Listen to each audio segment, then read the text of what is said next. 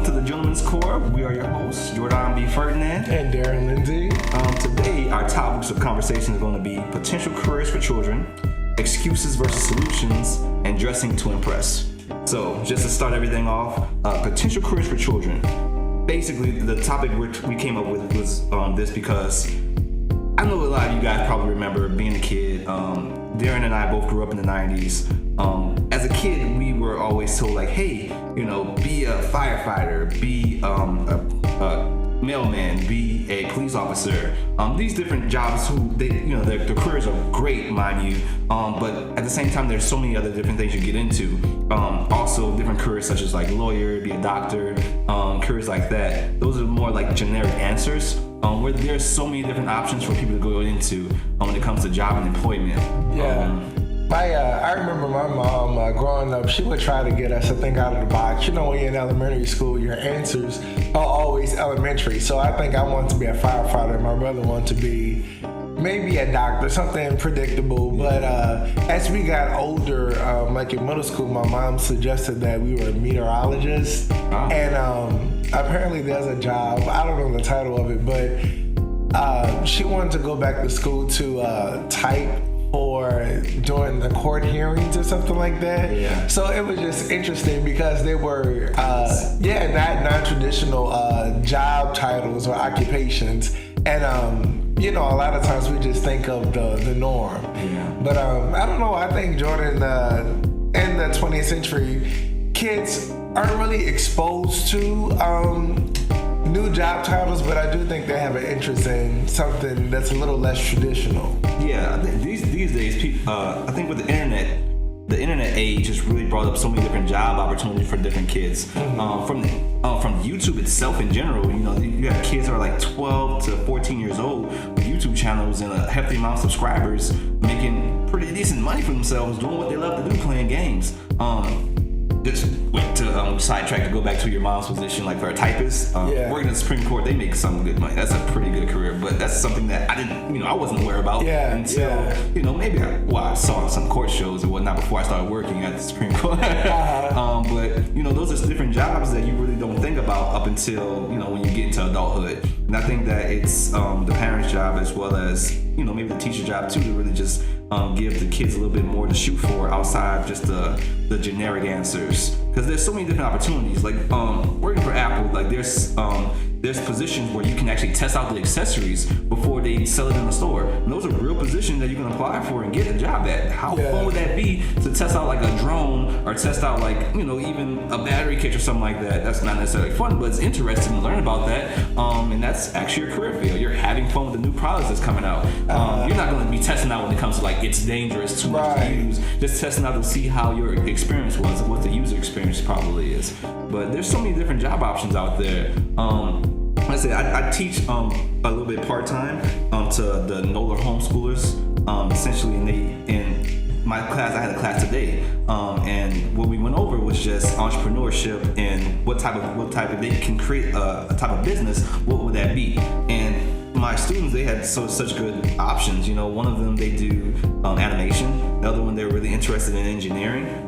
It's something that, and they're 13, 14 years old. So these are ninth graders, and they're really thinking about this. When I was 13, 14 years old, I did want to be an entrepreneur. I just did not know what type of entrepreneur that I wanted to become. And that's the same thing with them as well. And I'm here to really just help guide. And what age were you when you knew you wanted to become an entrepreneur? When I was 13 years old, I wanted to be an entrepreneur because I saw how, the feeling of being able to come into a facility and you saying you own that, you're making your own hours, you can be able to, hire other people to work with you. As a kid, I thought of it being so fun because it's kind of like, making up a game, you're the boss of that game. Mm-hmm. Not saying that you're really trying to like disrespectful to anyone, but that's just as a kid, that was really cool to not just say, I'll have a boss, I can come and go as I please. But when I was 13, I really was thinking about I really wanted a business. I had family members though that were just like, anybody can do business, go to school for something else. I had family like that. I had family members who were,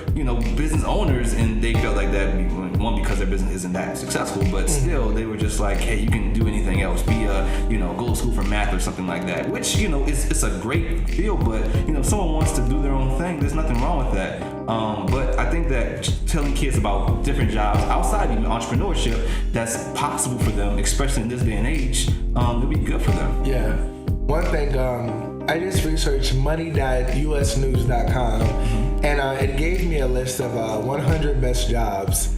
And some of the jobs are computer system analyst, nurse anesthetist, if I'm saying that correctly. Anesthesia? ANESTHETIST. Physician assistants, nurse practitioner.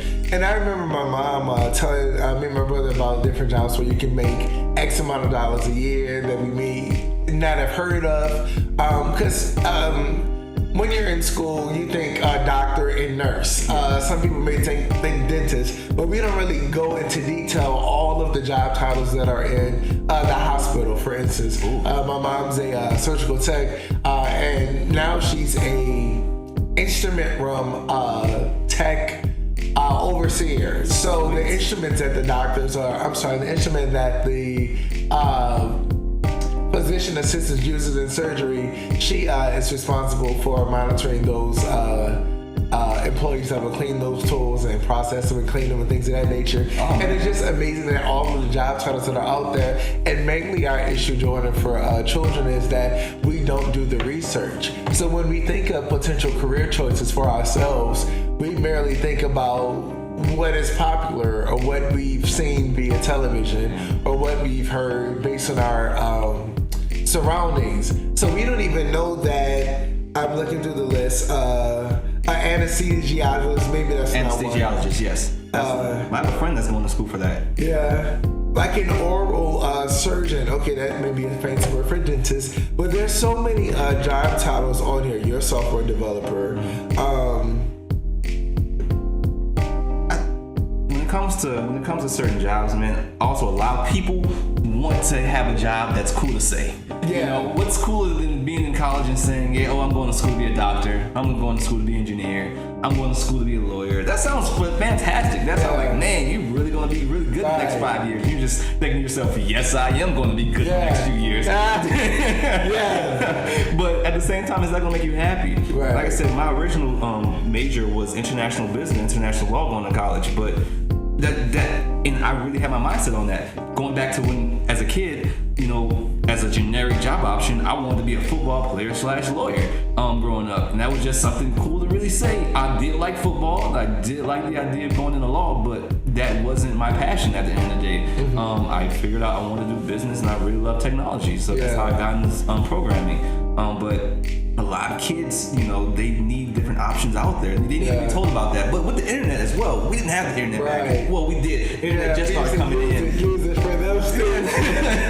I don't think it was as easy or acceptable as back then. I remember being in school and the teachers were just like, how many kids have a computer in their home? We were in that type of stage. And I remember being in middle school, getting to that point when they were just like, okay, you can print it out at home. I'm just like, wait, I don't have a computer at home. And like my teacher would be like, you don't have I didn't have a printer too. Yeah, you didn't have all that. A computer and a printer? Yeah. You must be fancy. You must be rich. Like, no. So it's one of those situations, man. Yeah.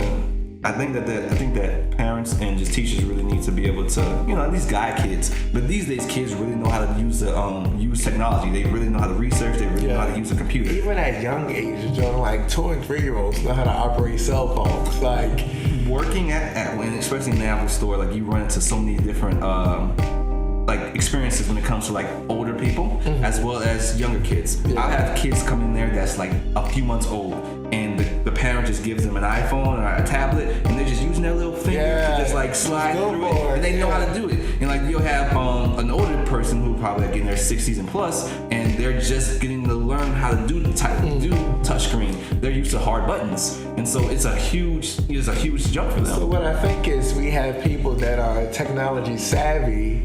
However, they don't use those skills to find the proper career choice. Yeah. Even job fairs, Jourdon, when you think about it, the job fairs that we that they have today are for local retail stores. They're not for to work at an office, to work in law, to work in, you know what I'm saying? Yeah. Like, it's just, if you want to work at Cane's, if you want to work at... Well, it does depend on which school you go to. Yeah. I feel as if certain schools, they'll have more options for employment, mostly because of maybe their alumni. Yeah. So obviously they might want to give more opportunities to the younger students and whatnot. The opportunity was given, but that is something. I remember going to job fairs too, and they're just like they're not as helpful. But for me, I just really applied online. Like, all the tools are there for you. You just have to be able to apply. Yeah. You know, there's certain websites, Indeed.com. Like if you're in New Orleans, Work NOLA. Yeah. There's the local job listings that was once only on the newspaper. Yeah. That's available online. Mm-hmm. That's and surprisingly enough, that's exactly how I got a job at Supreme Court. It was on like what was going to be local newspaper. It's on like their website. I applied there, and it just. So I guess it boils down to what career you want or what job you would like. Because you went to school for a few different things, but you were able to find a job not from your university, but from using online tools to find that job. Yeah. Using research, definitely, and I think that's just going to put the new generation on a different angle. That's what puts our generation on a different angle, because like my mom, she is experiencing different things for her job, and so this is her first time in over 30 plus years that she had to look for one, and it's a huge struggle for her. Yeah. But for she is pretty good now. She's really secure outside of that. But for a type of generation like that, it's something completely different than for us. Like, say if I lose one, I'm an entrepreneur, I can do something on my own. Mm-hmm. Or two, like I'm just like, no, I can just fly somewhere else. Yeah. I'm not feeling like my whole world's crashed because of that. Because the biggest thing, this is also like a different conversation topic we can go through one day, but this is just me breezing through it. Try to have more than one source of an income. Because I run into so many people who feel as if they're so secured because they have a job. Yeah. That job is only there as long as they need you there, and at any point in time, that job can say bye. Yeah. Bye. Bye-bye. Yeah, I definitely agree. Definitely more than one, several sources of income. And even if you only have your one source of income, do not exhaust your funding. Please find a way to save, whether it's much or whether it's little. I have some friends now that I don't understand how you get paid and you spend all of your money. Like what happens when bad times come? Like, do you run and borrow from somebody, but you're already in a hole, so you can't pay them back? Because you only have that one source of income. And when we say one source of income, we're not saying go get a second job. We're saying use your mind, use your talent, use your gift to bring additional income to yourself. A friend of mine, Mark Coley, he does financial coaching in Atlanta, Georgia. And he talks about stocks, buying stocks. There's even a website I think he sent out via text message that would teach beginners how to buy bonds and stocks of that nature. So the money is out there if you're interested in, and doing so. But yeah, guys, we definitely have to make sure we're using the internet, our technology skills to the best of our advantage, so that we're not working small jobs, but we're actually tapping into everything that the world has to offer us. Exactly. There's so many different opportunities out there, and with the internet at the palm of our hands, like there's no real excuse for why you can't find a new opportunity. You can literally go on the internet and figure out how to do almost everything with Google and YouTube. And if you feel as if, hey, I don't have a computer or I don't have Wi-Fi, there's a library right there that offers it for free.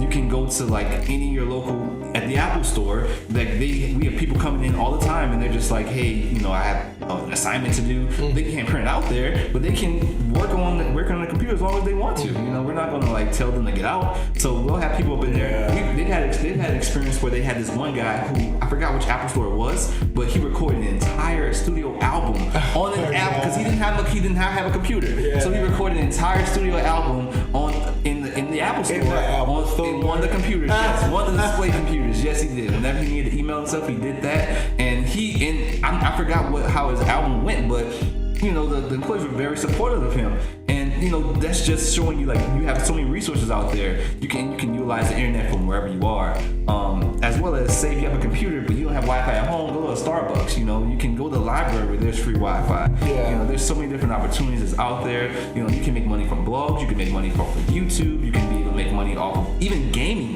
Yeah. Like, people who play games all day long, you make money off of that. Yeah. I know people on YouTube who make so much money off of that, and that's just an extra source of income for them. I think that's the coolest thing, being able to make money off we do it all day, Jourdon. We share videos on Instagram. Yeah. I think it's so cool that people can make money off Instagram by making a funny skit.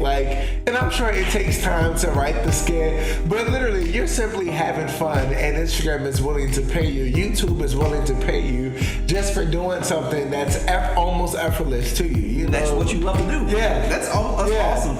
It's so funny how our generation, once again, going back to that, is a part of that new type of wave when it came down to, like, if you remember back in the day, you know, the teacher and maybe even your parents or so, any really adult, said you're never gonna get anywhere if you just play games all day. You'll never get anywhere if you just, you know, was the class clown. The class clown now is making hella money off of YouTube and off of like Instagram, and well, was once mine, but you know, they're kind of slowed down now. But you know, this class clown's out here winning. Right. And not saying that, hey, you know, you shouldn't take life serious, but they, you know, if you're really ambitious about what you want to do, you can make that talent into something huge. Yeah. You don't have to be a stand-up comedian, but you can make skits, and you can go on and have other friends who also who share your same type of like ambition. Mm-hmm. You guys can do something strong with that. And as far as gaming goes, like I said, you can make a Twitch channel, you can make a YouTube channel, and you can be playing games, your favorite games all day, just doing commentary and having a whole lot of subscribers, and you're making money off of ad revenue.